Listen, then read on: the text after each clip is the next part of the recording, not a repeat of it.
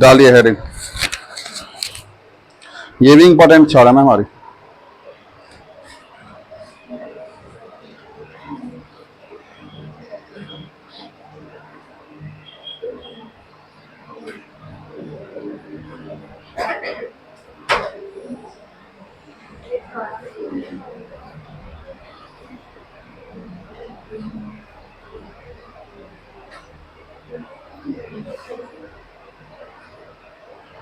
Every linearly independent subset of a finitely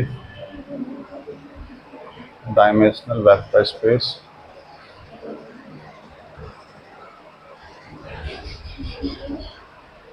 is VF form a part of basis of V or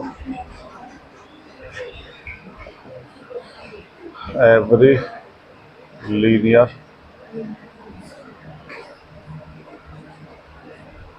independent subset of a finite dimensional vector space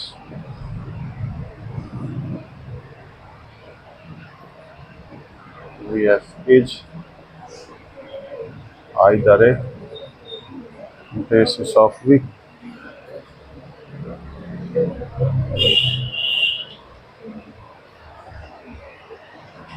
or can be extended to form a basis of V। कोई भी linearly independent subset ले लें we का, हम कोई भी linearly independent subset ले लें वी का, या तो वो बेसिस होगी वी की, या फिर उसे एक्सटेंड करके हम बेसिस बना सकते हैं वी। ठीक है ना, एक्सटेंड करने का मतलब बढ़ा बढ़ा कर उसे हम वी की बेसिस बना सकते हैं। पहले पे स्टेटमेंट में क्या करें, कोई भी लीनियरली इंडिपेंडेंट सबसेट है किसका फाइनाइट डायमेंशनल वेक्टर स्पेस है, वो form a part of the basis of V, तो बेसिस का एक पार्ट होगा। यानी कि उस वेक्टर स्पेस की बेसिस लेंगे हम तो उसके अंदर वो सबसेट जरूर होगा। ठीक है ना, लेट कर लिया S बराबर α1 α2 α3 and so on alpha B any linearly independent subset of V and let dimension V is equal to and so say beta 1 beta 2 beta 3 and so on beta n be basis of V। Now consider a set S1 बराबर α1 α2 α3 and so on alpha m beta 1 beta 2 beta 3 and so on beta m।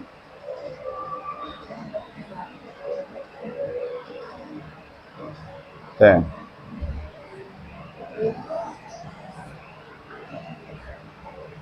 obviously LS1 बराबर भी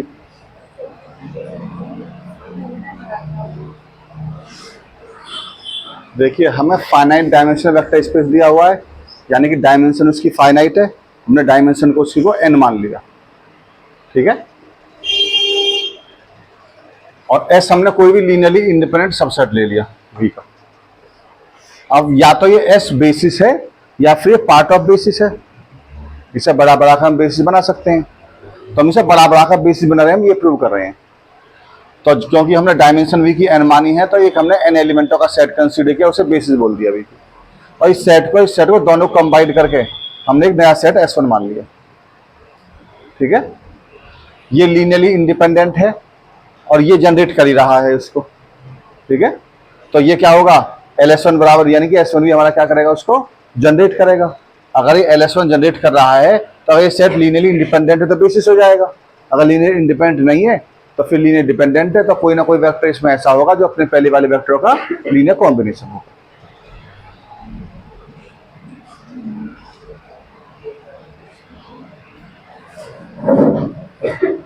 since अब देखिए जो beta वाली terms है ये basis ही तो मानी हमने वी की, और ये क्या है, सबसेट है वी का। तो अल्फा 1 अल्फा 2 अल्फा m किसके एलिमेंट है, ये सब वी के ही तो एलिमेंट है। तो इन सारे एलिमेंटों को हम बेसिस के लीनियर कॉम्बिनेशन में लिख सकते हैं। ये सारे एलिमेंट किसके लीनियर कॉम्बिनेशन में लिख जाएंगे, बीटा 1 बीटा 2 बीटा n के। तो अगर इस सेट के अंदर ये वेक्टर ऐसे हैं जो इन वेक्टरों को लीनियर कॉम्बिनेशन में लिखे जा रहे हैं, तो ऐसे सेट को क्या बोलते हैं हम, लीनियरली डिपेंडेंट। ठीक है ना, तो लिख देंगे सिंस अल्फाज can be expressed as the linear combination of betas.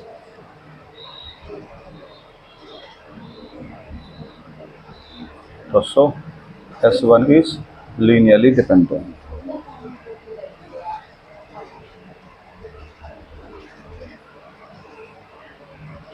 Implies there exists a vector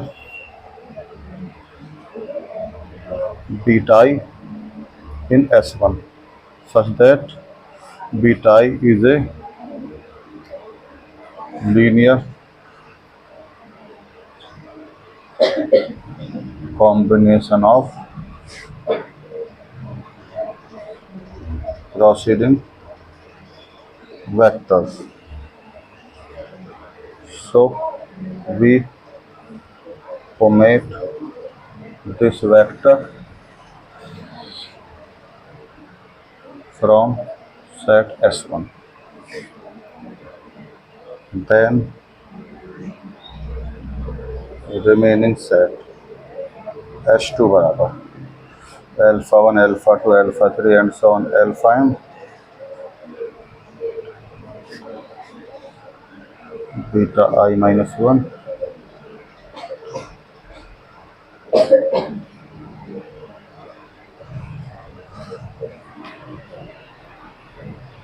also generate भी I LS2 बराबर भी if S2 is linearly independent then it is a basis of V.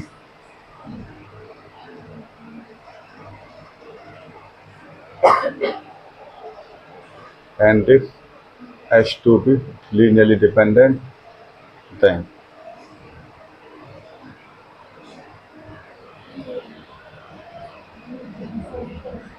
repeating the above process finite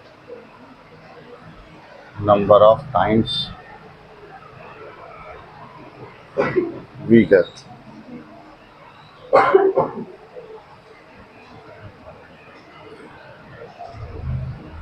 the linearly independent subset of V containing S.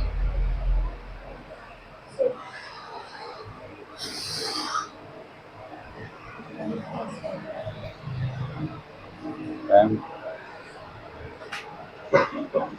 explaining since two bases of V has same number of elements. So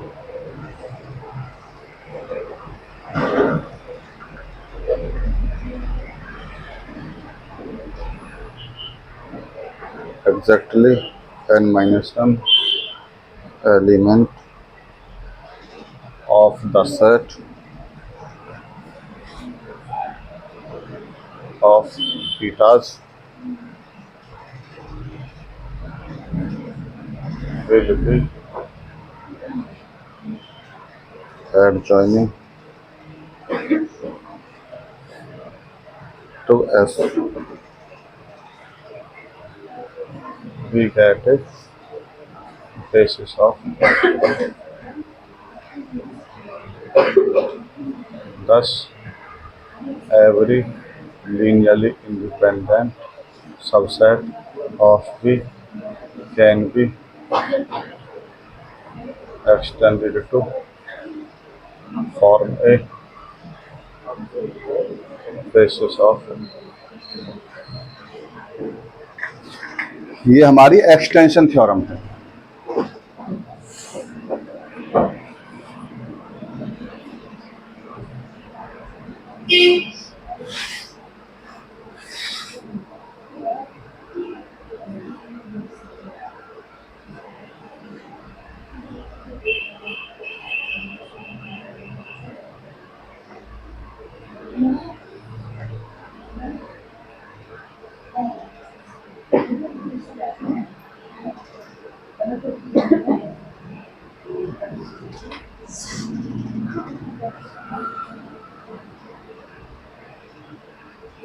आप लोग आगे क्यों ना बैठते हो?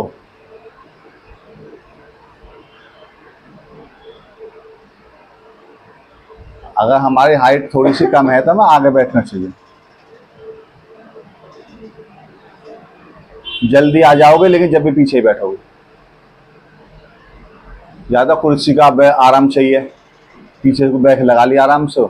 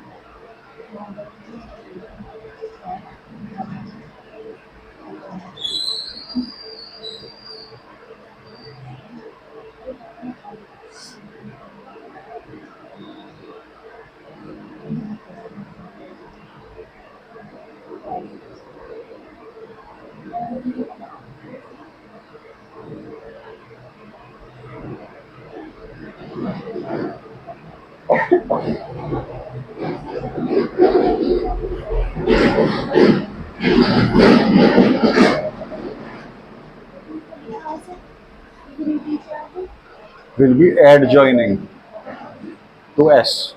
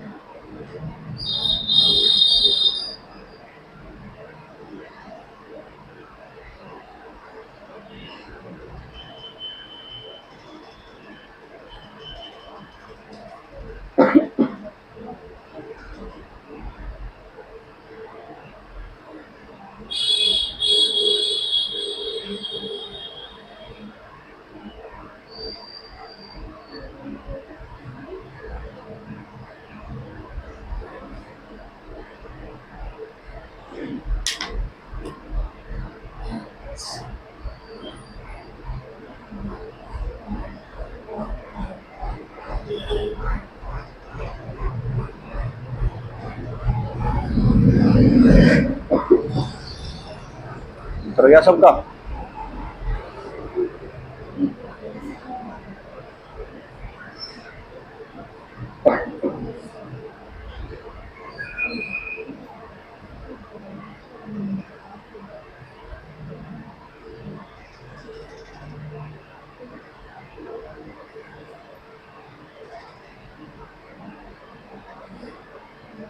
अगर set के अंदर एक ही एलिमेंट है, नॉन जीरो एलिमेंट हो, सेट कैसा होता है?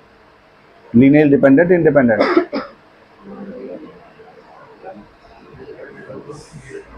जिस सेट के अंदर एक नॉन जीरो एलिमेंट होता है वो लीनियरली इंडिपेंडेंट होता है, लीनियरली डिपेंडेंट होता है। करवा चुके हैं इस एग्जाम्पल को, वो इंडिपेंडेंट होता है। क्योंकि अगर उसमें किसी कांस्टेंट का इंटरवल का जीरो रखेंगे ना तो खुद तो जीरो है नहीं, तो कांस्टेंट जीरो होगा ना हमारा। तो यानी कि जो एस सेट हमने माना है कोई भी सबसेट लीनियरली इंडिपेंडेंट, इसके अंदर एक एलिमेंट भी हो सकता है, दो भी हो सकते हैं, तीन भी हो सकते हैं, चार भी हो सकते हैं, कितने भी हो सकते हैं इसके। तो जैसे अल्फा एम में तो काफी सारे नजर आ रहे हैं, तो जो ना इतने ही हो भाई। कोई भी सबसेट है, एवरी बोला है उसके अंदर, एवरी लीनियरली इंडिपेंडेंट सबसेट, तो सिंगल सेट भी तो सबसेट ही है उसका, अब वो भी लीनियरली इंडिपेंडेंट होता है, तो सिंगल सेट के लिए भी होगी कंडीशन हमारी। और ये भी हमने जहां पढ़ रखा है, कल पढ़ा था हमने कि जो दो बेसिस लेना किसी भी वेक्टर स्पेस की, तो उसके अंदर एलिमेंटों की संख्या सेम होगी, प्रूव किया था कल। तो बेसिस के अंदर एलिमेंटों की संख्या सेम है, तो कुल मिला के एल्फा के साथ में कितने बीटाज को रखना है हमें कि जुड़ के कितना आ जाए, एन ही आ जाए भाई। डायमेंशन एन है तो हर बेसिस के अंदर एन एलिमेंट होंगे, तो जो नई बेसिस बनेगी उसमें अगर हम alpha minus M N minus M element जोड़ दें, इतने एलिमेंटों को इंक्लूड कर दिया जाए एस सेट के अंदर, तो एस सेट के अंदर एलिमेंटों की संख्या कितनी हो जाएगी, इसमें एम एलिमेंट और जुड़ गए, कितना आ गया एन, सेम हो गए दोनों में एलिमेंट। तो कितने बीटाज हमें जोड़ने पड़ेंगे अल्फा के अंदर, एन माइनस एम बीटाज को ऐड कर देंगे ना, तो हमारे पास में बच जाएगी बेसिस। तो देखिए हमने लेट किया एस क्या है, कोई भी लीनियरली इंडिपेंडेंट सबसेट है वी का, एक एलिमेंट हो सकता है, दो हो सकते हैं, तीन हो सकते हैं, कितने भी हो सकते हैं हमारे, ठीक है। एन तक पॉसिबल है, एन से ज्यादा नहीं होंगे। और डायमेंशन वी की मान ली कितनी है, एन है। एंड सो अगर डायमेंशन वी की एन है तो बेसिस के अंदर एलिमेंटों की संख्या एन है, तो इसकी बेसिस मानी हमने, इसके अंदर एन एलिमेंट मान लिए, ठीक है। नाउ कंसीडर एक सेट कंसीडर किया, कैसा कि दोनों सेटों को एक साथ लिख लिया एक ही ब्रैकेट के अंदर, ठीक है। Then obviously LS1 equal to V होगा, ये भी जनरेट करेगा वी को। और क्योंकि एल्फाज हमारे can be express as the linear combination of betas, तो सो S1 क्या होगा, लीनियरली डिपेंडेंट होगा। कैसे होगा, लीनियरली डिपेंडेंट। अगर एक एलिमेंट अदर एलिमेंटों के लीनियर कॉम्बिनेशन में लिखा जा रहा है तो कैसा फिर वो लीनियरली डिपेंडेंट सेट है। तो अगर सेट लीनियरली डिपेंडेंट है, ये सेट अगर लीनियरली डिपेंडेंट है, कोई ना कोई इसमें ऐसा होगा एलिमेंट जो अपने पहले वाले वेक्टर का लीनियर कॉम्बिनेशन होगा। तो there exist a vector beta E in S1 such that beta is a linear combination of proceeding vectors. अपने पहले वाले वेक्टर का लीनियर कॉम्बिनेशन, अल्फाज क्यों ना लिए हमने, अगर मान लो एक ही एलिमेंट है सेट के अंदर तो उससे पहले तो कुछ बचेगा ही नहीं फिर हमारा। तो जो भी हमारे आउट वाला एलिमेंट होगा वो बीटाज में से होगा, अल्फाज में से कभी नहीं होगा। तो हमने उसको मान लिया बीटा ई है हमारे पास, जो अपने पहले वाले वेक्टर का लीनियर कॉम्बिनेशन है। तो हम इसको हटा देंगे सेट में से, तो सेट के अंदर एक एलिमेंट कम हो जाएगा हमारे पास, तो ये आ गया S2 सेट हमारे पास, ये भी जनरेट करेगा वी को। अब ये लीनियरली इंडिपेंडेंट भी हो सकता है, डिपेंडेंट भी हो सकता है, दोनों पॉसिबल है। कैसे, अगर इस S के अंदर एक ही एलिमेंट है तो फिर लीनियरली इंडिपेंडेंट है 100%, क्योंकि एलिमेंट हटा दिया हमने इसमें से, एन एलिमेंट हो जाएंगे इसके अंदर। और अगर इसके अंदर दो एलिमेंट है तो फिर नहीं है लीनियरली इंडिपेंडेंट। तो ये लिखा हमने ऑल्सो जनरेट वी, यानी LS2 बराबर वी है if S2 is linearly independent. अगर S2 लीनियरली इंडिपेंडेंट है then it is a basis of V, तो बेसिस हो गया, यानी कि इससे S से हमने बेसिस बना ली। और अगर S2 लीनियरली डिपेंडेंट है then repeating the above process finite number of times, इसको जब तक रिपीट करते रहेंगे जब तक कि हमारे पास हमें लीनियरली इंडिपेंडेंट सेट नहीं मिल जाता है। और वो स्टेप कितने होंगे, फाइनाइट ही होंगे। क्यों, क्योंकि बीटाज कितने हैं हमारे पास, फाइनाइट ही तो है बीटाज, तो फाइनाइट स्टेप होंगे हमारे पास। We get a linearly independent subset of V containing S। वो जो सबसेट है वो S को कंटेन करेगा, क्योंकि हम जो निकाल रहे हैं भाग वो तो बीटा को निकाल रहे हैं, अल्फा को थोड़ी निकाल रहे हैं। अल्फा तो हमेशा बना रहेगा सेट के अंदर, और जनरेट भी करेगा वी को। Since two basis of V has the same number of element, दो बेसिस के अंदर एलिमेंट की संख्या सेम होती है, तो n exactly n minus m element of the set betas. तो बीटाज हमें कितने लेने पड़ेंगे इसके साथ में, n माइनस m बीटाज को अल्फाज के साथ में इंक्लूड कर देंगे, तो क्या मिल जाएगा हमारे पास में, we get a basis of V, हमें V की बेसिस मिल जाएगी। यानी कि प्रत्येक लीनियरली इंडिपेंडेंट सबसेट को V के को हम एक्सटेंड करके क्या बना सकते हैं, बेसिस की फॉर्म में लिख सकते हैं, ठीक है ना। ये नाम से आती है दोनों theorems.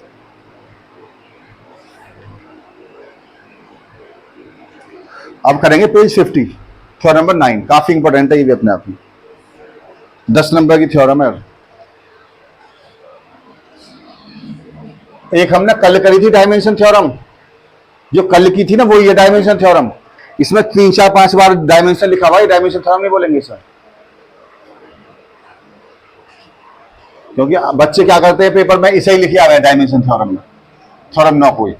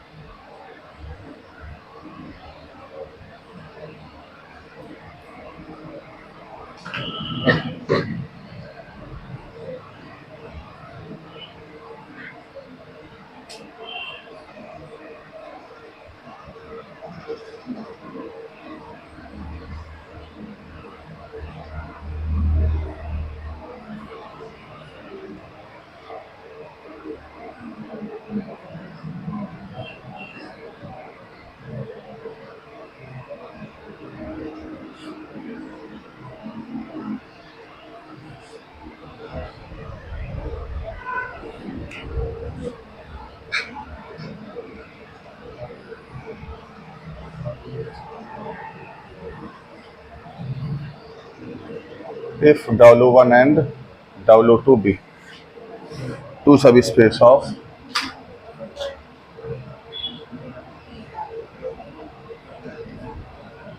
V, subspace of a finite dimensional vector space VF, then इधर ध्यान दीजिए, इधर डायमेंशन W1 प्लस W2 बराबर dimension W1 dimension W2 minus dimension W1 intersection W2।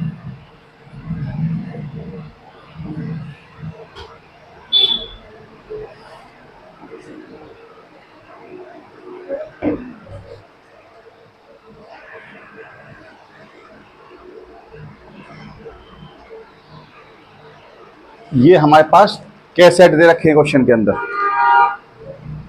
4,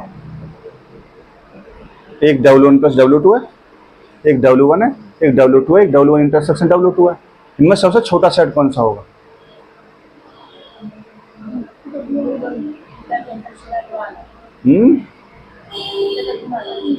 intersection वाला। तो इंटरसेक्शन वाले को लेकर स्टार्ट करेंगे थ्योरम को, क्योंकि W1 इंटरसेक्शन W2 की जो भी बेसिस लेंगे हम, वो क्या होगा, लीनियर इंडिपेंडेंट सेट होगी। जो W1 इंटरसेक्शन W2 है, ये मानिए कि ये तो हो गया हमारा W1, ठीक, और ये हो गया हमारे पास में W2, और ये हो गया हमारे पास इंटरसेक्शन। अगर इसकी कोई भी हम बेसिस लेते हैं तो वो बेसिस क्या है, लीनियरली इंडिपेंडेंट सबसेट होगी W1 इंटरसेक्शन W2 का। तो वो लीनियरली इंडिपेंडेंट सबसेट W1 की भी होगी और वो लीनियरली इंडिपेंडेंट सबसेट W2 की भी होगी, दोनों के लिए होगा ना वो। तो जो अभी हमने थ्योरम पढ़ी है एक्सटेंशन थ्योरम, उससे हम W1 की भी बेसिस बना लेंगे, उससे W2 की बेसिस बना लेंगे उससे, ठीक है। तो जितने भी हम डायमेंशन वाली थ्योरम करेंगे, काफी सारी करेंगे इसके अंदर हम, उनमें करते क्या है, जितनी भी टर्म दे रखी होती है प्रूव करने वाली, मान लो 4 है यहाँ पर, तो 3 टर्मों की वैल्यू हमें पता होनी चाहिए, फिर चौथी के लिए कैलकुलेशन करेंगे। अगर ये 3 टर्म दे रखी होंगी हमें, तो 2 की वैल्यू हमें पता होनी चाहिए, जब तीसरे के लिए कैलकुलेशन करेंगे। 2 नॉर्मली होंगी नहीं, कम से कम 3 तो जरूर होंगी, ठीक है ना। तो कैलकुलेशन करने के लिए कम से कम 2 तो चाहिए ना हमें, फिर दोनों आपस में ऑपरेट कर पाएंगे ना। तो सबसे पहले हम क्या करते हैं, इंटरसेक्शन वाले सेट को कंसीडर करते हैं। हर क्वेश्चन में यही काम करना है, सबसे छोटे वाले सेट को लेना है, उससे फिर बड़ा वाले सेट की बेसिस बनानी है। लेट कर लिया हमने, डायमेंशन W1 इंटरसेक्शन W2 बराबर है के एंड लेट S बराबर Γ1 Γ2 Γ3 and so on Γ be basis of W1 intersection W। ये हमारी बेसिस है किसकी, W1 इंटरसेक्शन W2 की, ठीक है। Then S is linearly independent subset of W1 intersection W2, बोल सकते हैं इसे हम। लीनियरली इंडिपेंडेंट सबसेट होगा, बेसिस जो होती है वेक्टर स्पेस का सबसेट होती है, तो W इंटरसेक्शन W2 इधर सब वेक्टर स्पेस है, तो इसकी बेसिस है तो इसका सबसेट होगी। तो implies S is linearly independent subset of W1 and W2।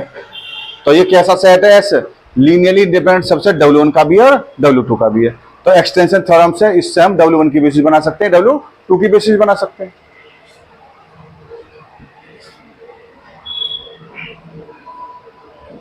तो so by extension theorem S can be extended to form a basis of W1 and W2।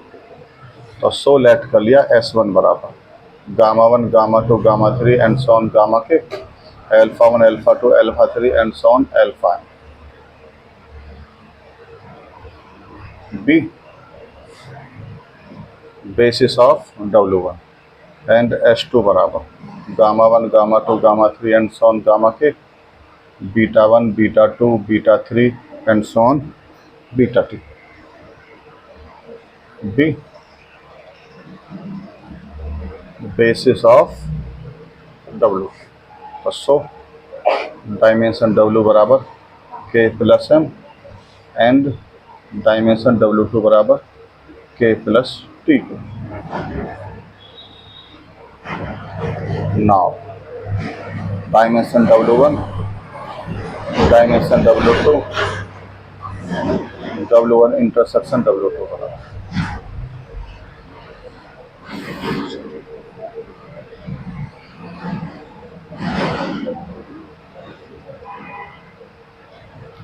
K plus M plus K plus T minus का K plus M plus T। So to prove this theorem we prove dimension W1 plus W2 बराबर K plus M plus T।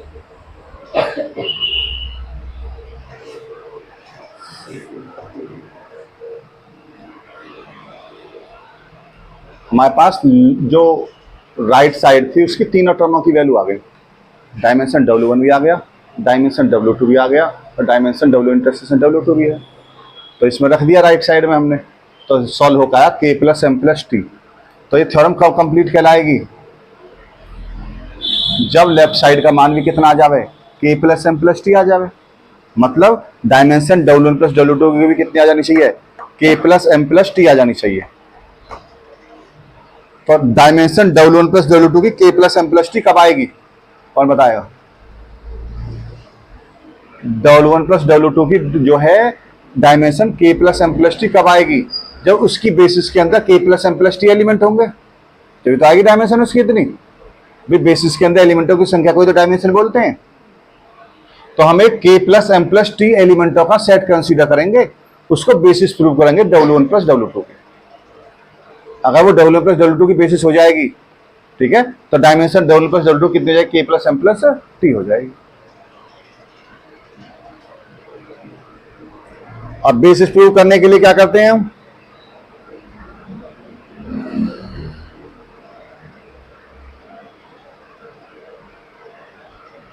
क्या करते हैं basis के लिए,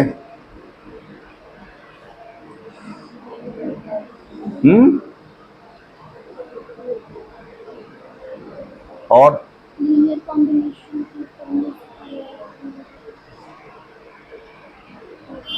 जब कभी आप लोगों ने जागरण सुना रात को, तो पंडित जी जो जागरण कहते हैं ना, वो बीच बीच में क्वेश्चन पूछते रहे हैं, ना, तो कोई भी ना बताता उनके कोई जवाब, क्योंकि बातन में रह रहे ना दिमाग, तो एक दूसरे से बात करने में रह रहे, बैठे हैं वहां पे, मन नहीं है वहां पे, लेकिन मन वहां हो तो फिर सब चीजों के बारे में बताएं, वही तुम लोगों का हाल है। बैठे तो यहां हो लेकिन हो पता ना कहां। दो प्रॉपर्टी होती है बेसिस की, एक तो सेट लीनियरली इंडिपेंडेंट होना चाहिए, दूसरा जनरेट करना चाहिए उसको, ठीक है ना।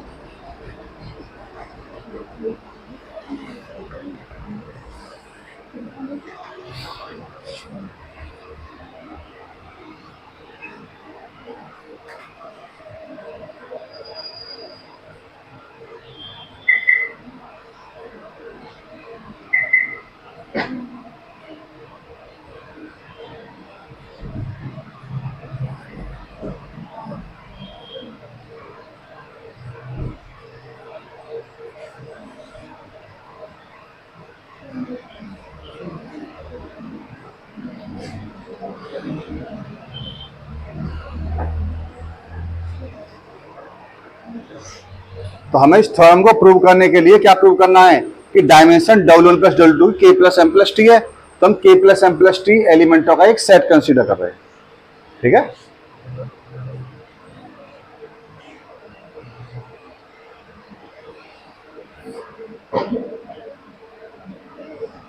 Now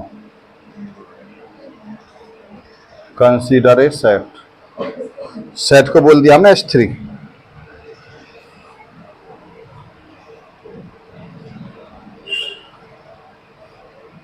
alpha 1 alpha 2 alpha 3 and so on, alpha M,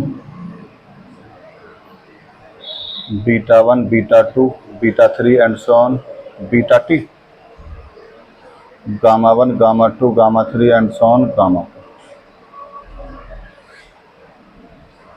and we prove S3 is a basis of W1 plus W2। कितने एलिमेंट है इस S3 के अंदर? M plus T plus K plus M plus T element हो गए।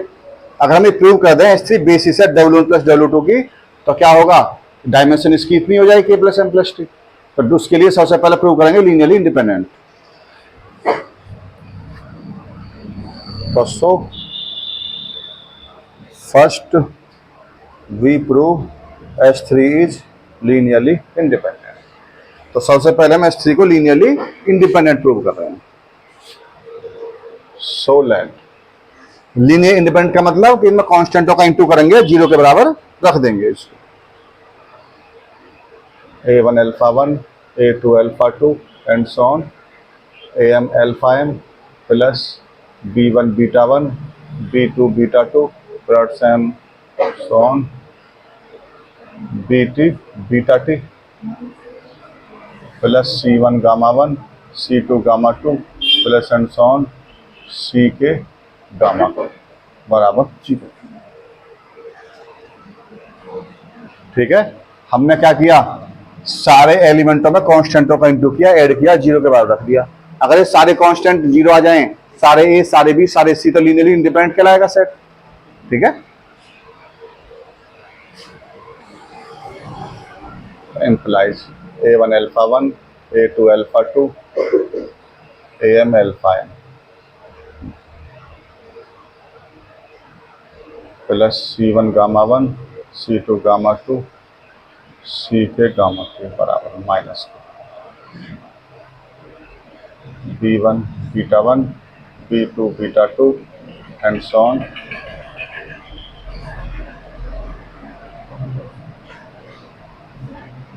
BT beta 2।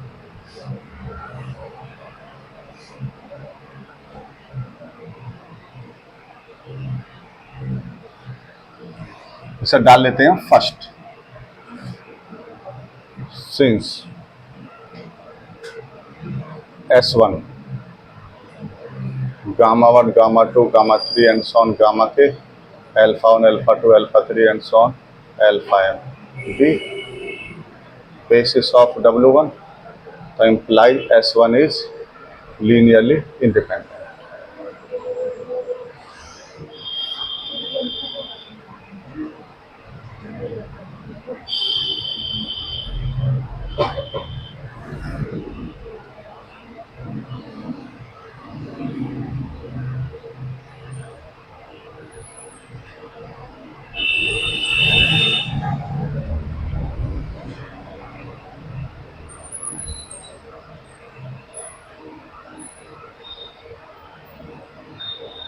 basis of W1 implies A1 alpha 1 plus A2 alpha 2 plus and so on AM alpha m plus C1 gamma 1 plus C2 gamma 2 CK gamma k belongs to W1 minus B1 beta 1 plus minus B2 beta 2 plus minus BT beta 2 belongs to W1, but beta 1, beta 2, beta 3 and so on beta 2. B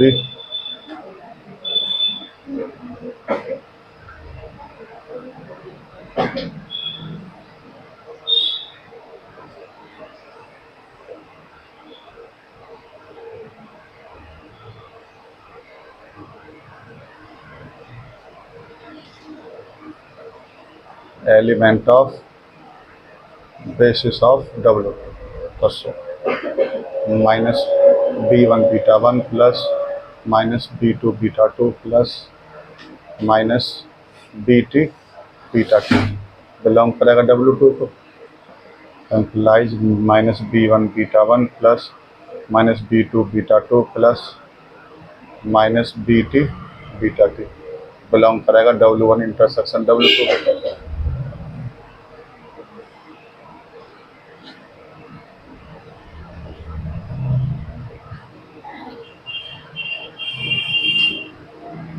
But S is basis of W1 intersection W2 minus B1 beta 1 plus B2 beta 2 plus minus BT beta 2 बराबर D1 gamma 1 plus D2 gamma 2 plus DK gamma k implies B1 beta 1 plus B2 beta 2 plus BT beta 2 plus D1 gamma 1 plus D2 gamma 2 plus DK gamma k बराबर 0, which is linear combination of element of basis of W2.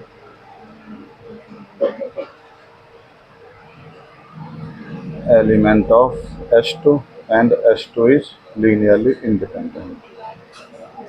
So B1 बराबर 0, B2 बराबर 0, BT बराबर 0. So from first set A1 alpha 1 plus A2 alpha 2 plus and so on AM alpha m plus C1 gamma 1 plus C2 gamma 2 plus CK gamma k बराबर 0, which is linear combination of element of S1 and S1 is linearly independent. तो A1 बराबर 0, A2 बराबर 0, C1 बराबर 0, C2 बराबर 0, CK बराबर 0. thus we have A1 alpha 1 plus A2 alpha 2 plus and so on AM alpha m plus B1 beta 1 plus B2 beta 2 plus and so on BT beta t plus C1 gamma 1 plus C2 gamma 2 plus CK gamma k बराबर 0, implies A1 बराबर 0, A2 बराबर 0, AM बराबर 0, B1 बराबर 0, so on BT बराबर 0, C1 बराबर 0, C2 बराबर 0 and so on, implies S3 is linearly independent.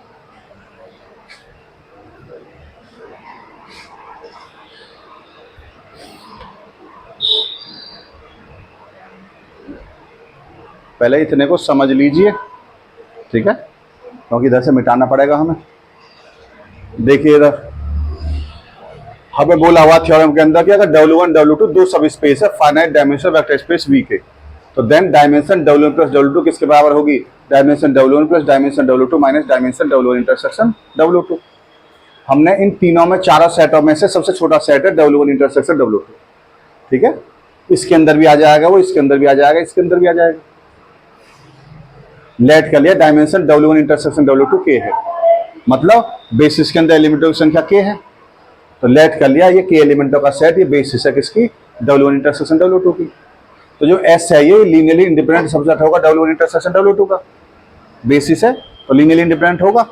अगर W1 intersection W2 का सबसेट है तो S is linearly independent subset of W1 and W2, W2 का भी होगा और W1 का भी होगा। अब बाय एक्सटेंशन थ्योरम, अगर ये W1 W2 का सबसेट है वो भी लीनियरली इंडिपेंडेंट, तो एक्सटेंशन थ्योरम से हम S को एक्सटेंड कर सकते हैं to form a basis of W1 and W2। बढ़ा कर क्या बना सकते हैं, W1 एंड W2 की बेसिस बना सकते हैं।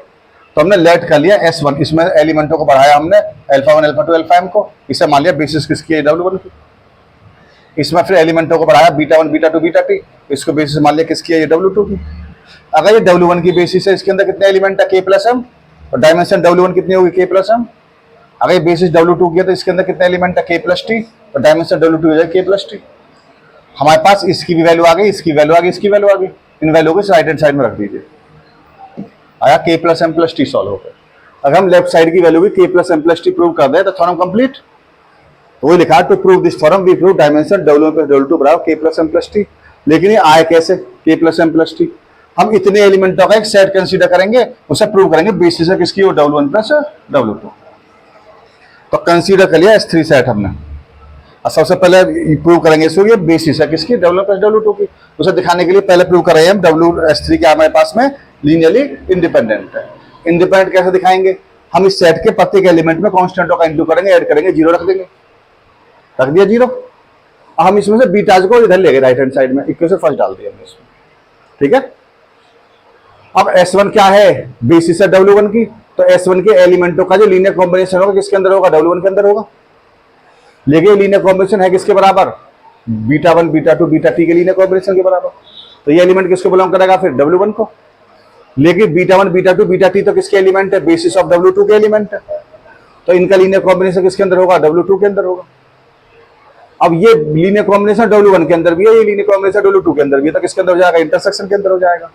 अगर ये एलिमेंट इंटरसेक्शन का है और S हमारी बेसिस है इंटरसेक्शन की, तो इस एलिमेंट को हम बेसिस के एलिमेंटों के लीनियर कॉम्बिनेशन में लिख सकते हैं। तो हमने इसको लिख दिया गामा 1 गामा 2 गामा k के लीनियर कॉम्बिनेशन के अंदर। अब इन टर्मों को इधर लिया तो सारी प्लस की हो जाएंगी, सारी प्लस की हो गई। अब ये किसका लीनियर कॉम्बिनेशन बना, एलिमेंट ऑफ S2, ये रहा S2 हमारे पास, इन एलिमेंटों का लीनियर कॉम्बिनेशन है। और ये सेट S2 कैसा है, लीनियरली इंडिपेंडेंट सेट है। कैसे पता, क्योंकि बेसिस है W2 की। अब बेसिस तो लीनियरली इंडिपेंडेंट सबसेट होती है ना, तो which is a linear combination of element of S2 and S2 is linearly independent. तो क्या कंडीशन होती है लीनियर इंडिपेंडेंट की, अगर लीनियर कॉम्बिनेशन को हम जीरो रख रहे हैं तो सारे कांस्टेंट क्या होंगे, जीरो होंगे, तो सारे भी क्या हो जाएंगे, जीरो हो जाएंगे, ठीक है। सारे भी तो जीरो आ गए, हमने सारे बी को हमने यहां रख दिया फर्स्ट में, तो ये राइट हैंड साइड जीरो होगी सारी, तो ये आ गया लीनियर कॉम्बिनेशन हमारे पास। ये किसका लीनियर कॉम्बिनेशन बन रहा है, एलिमेंट ऑफ S1, और S1 क्या है, लीनियरली इंडिपेंडेंट है। क्यों, क्योंकि S1 हमने माना क्या है, ये बेसिस है W1 की, बेसिस है तो लीनियरली इंडिपेंडेंट सबसेट है। तो अगर ये लीनियरली इंडिपेंडेंट सबसेट है तो इसमें कांस्टेंटों का इंटू करके जोड़ के जीरो रखेंगे तो सारे कांस्टेंट क्या होंगे, हमारे जीरो के बराबर आएंगे।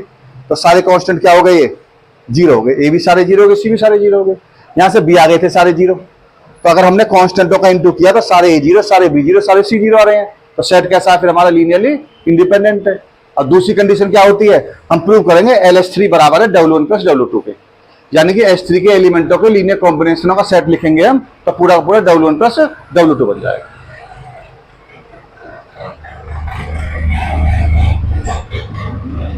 पूछ रहा है कुछ इसमें सर, पूछ लो कुछ और पूछना हो तो, जब मिटाऊं फिर।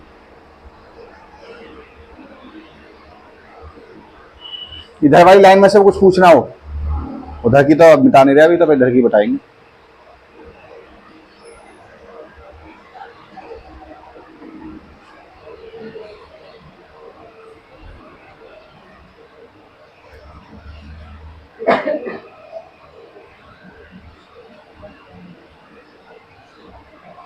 जो ये W1 प्लस W2 सेट है, कैसा होता है सेट, ये वैसे बताओगे, टेस्ट में भी दिया था हमने,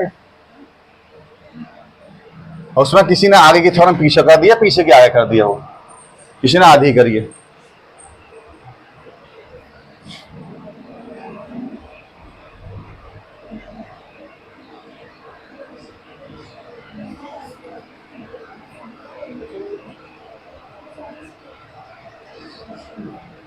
W1 प्लस W2 क्या होगा, सब स्पेस होगा एक तो V का। दूसरा W1 प्लस W2 सेट के अंदर जो एलिमेंट होंगे ना ऐसे होंगे जिन्हें हम हर हमेशा दो एलिमेंटों के सम के रूप में लिख पाएंगे। एक एलिमेंट होगा W1 का, एक एलिमेंट होगा W2। तो यानी कि अगर W1 और W2 के एलिमेंटों को ऐड कर देंगे तो किसका एलिमेंट मिल जाएगा हमें, W1 प्लस W2 का मिल जाएगा।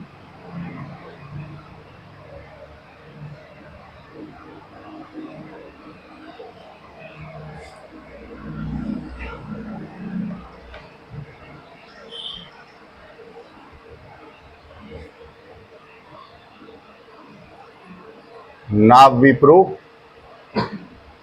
LH3 बराबर है W1 प्लस W2।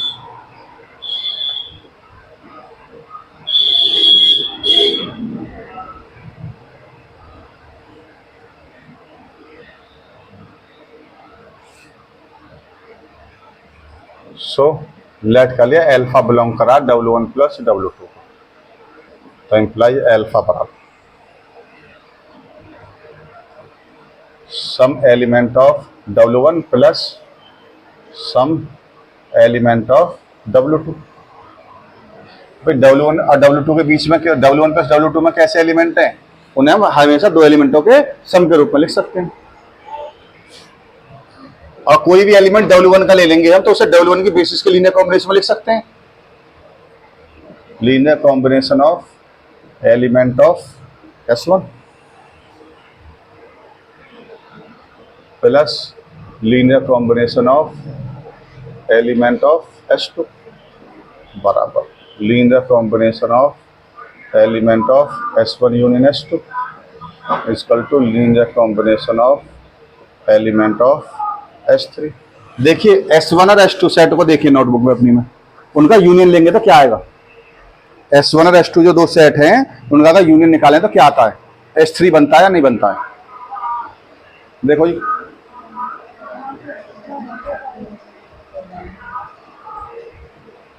भाई S1 के अंदर क्या है, gamma 1 gamma 2 gamma K alpha 1 alpha 2 alpha m।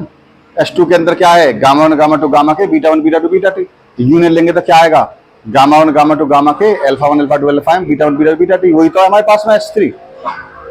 तो एलिमेंट जो W1 का है उसे लिखा linear combination of element of S1, इसे लिखा linear combination of element of S2।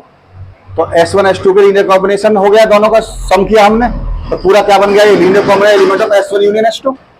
S1 S2 दोनों के एलिमेंटों का लीनियर कॉम्बिनेशन का सम है। अब S1 यूनियन S2 किसके बराबर है, S3 के बराबर है। तो आप लिख सकते हो सिंस S1 यूनियन S2 बराबर है S3। तो बिलोंग किसको करेगा, LH3 को। तो सो अल्फा बिलोंग कर रहा था W1 प्लस W2 को, तो इंप्लाई अल्फा बिलोंग कर गया LH3 को। तो imply W1 plus W2 subset हो गया LH3। Equation number 2।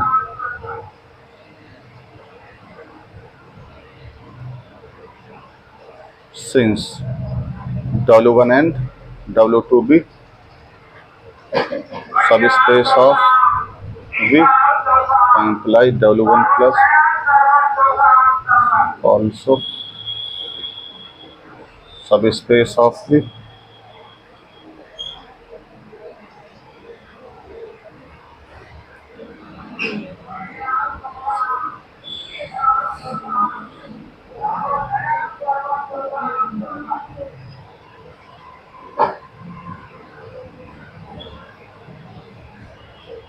Each element of S3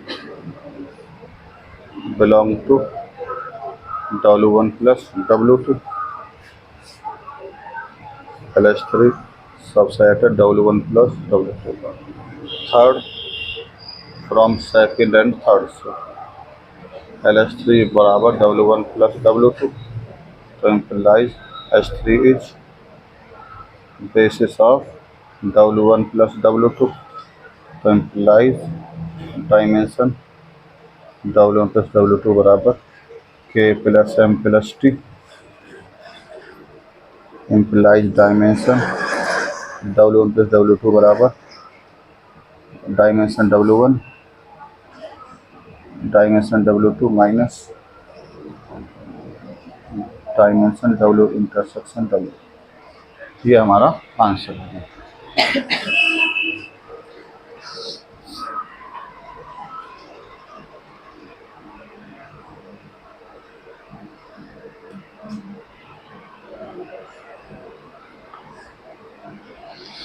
इसे समझ लीजिए, बताते हैं।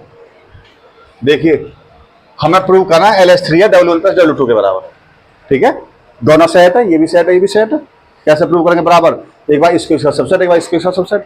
ये तो इसका सबसेट हमेशा ही होता है, जो LS होता है हमेशा सबसेट V का होता है, बस इसे इसका सबसेट दिखाना होता है मैंने हमें, ठीक है। तो इसके अंदर हमने एक एलिमेंट वाली अल्फा, अगर अल्फा इसके अंदर है तो अल्फा को हम दो एलिमेंटों के सम के रूप में लिख सकते हैं। एक एलिमेंट होगा W1 का, एक एलिमेंट होगा W2 का। जो W1 का एलिमेंट है उसे लीनियर कॉम्बिनेशन लिख सकते हैं S1 के एलिमेंटों का, जो W2 का एलिमेंट है उसे लिख सकते हैं लीनियर कॉम्बिनेशन S2 के एलिमेंटों का। तो दोनों को कंबाइन करके लिखेंगे प्लस करके, तो किसका लीनियर कॉम्बिनेशन आ जाएगा? S1 यूनियन S2 का। लेकिन S1 यूनियन S2 तो किसके बराबर? S3 के। तो लीनियर कॉम्बिनेशन किसका आ गया? S3 का। तो किसको बिलोंग करेगा? अगर लीनियर कॉम्बिनेशन ऑफ S3 है तो LH3 के अंदर होगा सारा लीनियर कॉम्बिनेशन S3 का। तो अल्फा किसके अंदर आ गया? LH3 के अंदर था, तो अल्फा W1 प्लस W2 के अंदर आ गया, अल्फा LH3 के अंदर। तो W1 प्लस W2 सबसेट किससे हो गया? LH3 का हो गया। इक्वेशन 2 डाल देंगे, और W1 W2 दोनों सब स्पेस V के हैं, तो W1 प्लस W2 भी सब स्पेस होगा V का। तो each element of S3 belong to क्या होगा? W1 plus W2। जो S1 S3 है वो S1 यूनियन S2 है। S1 किसका सबसेट है? W1 का। S2 किसका सबसेट है? W2 का। हमने पढ़ रखा W1 यूनियन W2 भी सबसेट होता है W1 प्लस W2 का, पढ़ा था ना उसमें, तो हमने टेस्ट में वो को एग्जांपल दिया था आपको, ठीक है। तो प्रत्येक एलिमेंट S3 क्या होगा? बिलोंग करेगा W1 प्लस W2 को। तो LH3 किसके अंदर होगा? W1 प्लस W2 के अंदर होगा। तो फ्रॉम सेकंड और थर्ड से क्या हो जाएंगे? दोनों बराबर। बराबर का मतलब S3 हमारी बेसिस है किसकी? W1 प्लस W2 की। तो डायमेंशन W1 प्लस W2 किसके बराबर? फिर K plus M plus T के बराबर। देखिए K plus M plus T था क्या? Dimension W1 plus dimension W2 minus dimension W intersection W, ठीक है ना भाई। जो हमने यहां पर ये लिखा है, ये वाली टर्म जो लिखी है, ये हम पीछे प्रूव कर चुके हैं। कैसे? दो यहां लिख दूं मैं। W1 सबसेट होता है W1 प्लस W2 का, W2 भी सबसेट होता है किसका? W1 प्लस W2 का। तो W1 यूनियन W2 भी क्या होगा? सबसेट होगा W1 प्लस W2 का। या था ना ये वाला स्टेप हमने। तो इसलिए प्रत्येक एलिमेंट जो होगा ना S3 का, वो क्या होगा? लीनियर कॉम्बिनेशन, वो एलिमेंट होगा किसका? W1 प्लस W2 का।